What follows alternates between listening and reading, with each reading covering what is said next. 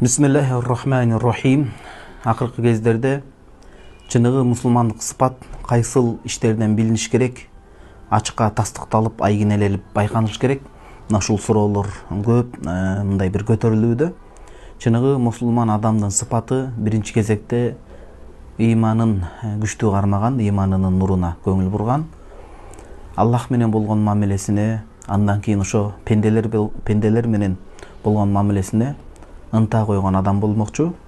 Мына ушул суроого төмөнкү Азирети Ибн Омар, Азирет Омар радыйаллаху анхунун баласы, Азирет Ибн Омар, ата баласынан Аллахым ыраазы болсун, ал кишинин жообу өтө жеткиликтүү, маңыздуу болмокчу. Мына ушул өтө бир зарыл жоопту сиздерге бөлүшүп кетмекчимин.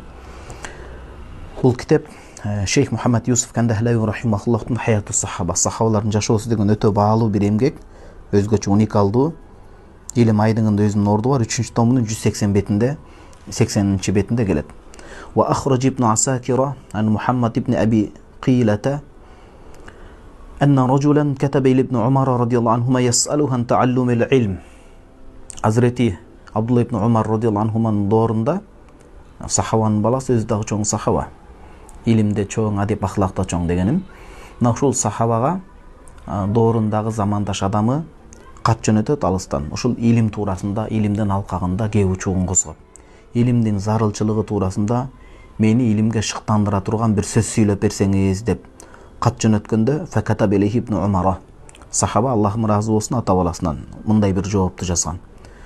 Иннака катабта тасалуни анил илм. Сен менден илим туурасында сурапсың. Фал илму акбару мин ан актуба бихи илейк. Алыстан туруп эле ушинтип илимди жазып коюп, жеңил жетип кала турганда, илим бул жеңил желп оюнчук эмес. Илим үчүн канча деген мээнет коротулуш керек. Илимдин өзүнүн орду, адеби, жүгү болот. Ошону көтөргөн адамга илим кадимкидей ачылат. Анан анын адеби болот деп айтып атат. Илим жөн эле сага жооп берип, жеңил желпи жетип кое тургандай бир оюнчук нерсе эмес, ойной турган дейт. Олекин бирок ушунча сурап жөнөтүпсүң, мен сага чыныгы мусулмандын сыпаты кандай болот, мына ошону сыпаттап мүнөздөп айтып берейин деген. Жана жогорку көтөрүлгөн суроолорго ушул жери жооп болмокчу. Таасын таамай ачык, айкын жооп болот. Олекин инстатаата, илим үчүн убакыт ажыратыш керек. Бир кат менен бүтүп калбайт деп атат да. Интернеттин айдыңынан көрүп алып, орусча котормолордон көрүп алып, Аллахка адепсиз келген сөздөрдү сүйлөп, акыйдадан адашып, адамдарды бөлүп жарып, көрүнгөндү туура эмес капырга чыгарып, ата баланын ортосуна чыр чыгарып, бул мындай бир бүлгүн салуу, булардын баардыгы илимге жат көрүнүш болот. Мына ошол илимди мээнет коротуп, кыйналып, адебине ылайык албагандык себептен ал илим заар чачкан илим болот. Ал илим деп да каталбайт. Бул киши ошону баса белгилеп атат сахаба. Олекин бирок чыныгы мусулман сыпатын эскере кетейин, инстатаата. Эгерде сен азыркы мен айта турган төмөнкү 4 нерсени аткарууга, кынтыксыз аткарып, иш жүзөгө, амалга аткарууга кудуретиң жетсе, ошону кылгын. Мына ошол илимдин маңызы ошол болот, амал дейт.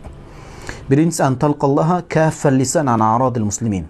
Биринчи амал ушу 4 нерсени аткар. Ошол биринчисин айтайын, ушул нерселерди аткара алсаң, ушуну сөзсүз көңүл буруп аткарган жакшы болот дейт. Биринчиси Алла Таалага мусулмандардын кадыр баркына шек келтирбей, кадырларын тепсеп жер менен жексен кылбай, намыстарына доо кетирбей, мусулмандардын кадыр баркына тилиңди тийгизбей, мындайча айтканда бузукчулукка жол бербей, Аллага таза жолугам десең, анда ошондой жашап өткөн. Экинчиси хафифаз захри мин димаихим. Мусулмандардын канына, жазыксыз каны төгүлүшүнө себепкер болбой өтсөң, мына ошол эң жакшы дейт экинчиси. Биринчиси кадыр баркына доо кетирбе, мусулмандардын. Экинчи, алардын бир жан таслим болуп, жазыксыз кан төгүүгө аралашпагын такыр. Ызычуу болгон жерде, ушундай туура эмес боло турган иштерден алыстап жүргөн деп атат. Аралашпаган андай. Колуң ошо канга малынмасын деп атат да, Кудай сактасын. Ислам тынчтыктын дини. Зөөкөрчүлүккө, мындай бир залымдыкка, зулумдукка жол жок деп атат. Үчүнчү амал хамисал батни мин амвалихим. Мусулмандардын байлыгына көз артпай, бирөөнүн мүлкүнө, байлыгына, тапкан табышына, кирген кирешесине көз артпай, колуңду алардын бирөөнүн жеке менчиги, мүлкүнөн, байлыгынан алыс кармай алсаң, алыс кармаган деди. Исламда чыныгы мусулмандык ошол үчүнчүсү.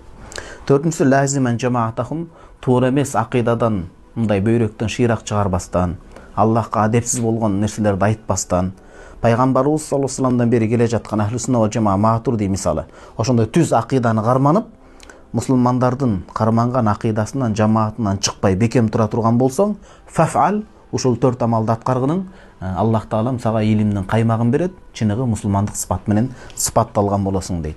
Жашообузга исламдын маңызын түшүнүп, түп тамыры менен ошону чагылдыра жашоону Кудай таалам баарыбызга насип кылсын, адаштырбаган болсун.